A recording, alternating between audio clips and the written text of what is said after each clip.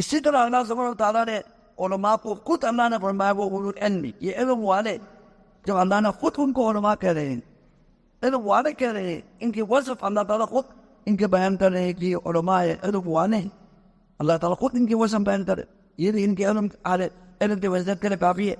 اسی طرح اللہ سبحانہ وتعالیٰ نے ان کو جو گواہ بنایا، عام مسئلے کو پر گواہ نہیں بنایا،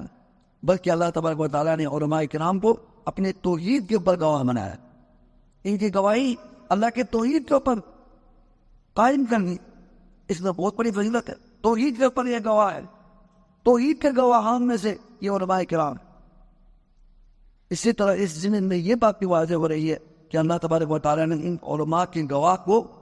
یا اس علماء کی گواہی کو، ان علماء کی گواہی کو اللہ سبحانہ تعالیٰ نے اپنے مخلوق کے اوپر ایک حجت کے طور پر بیان فرمایا۔ ان کی گواہی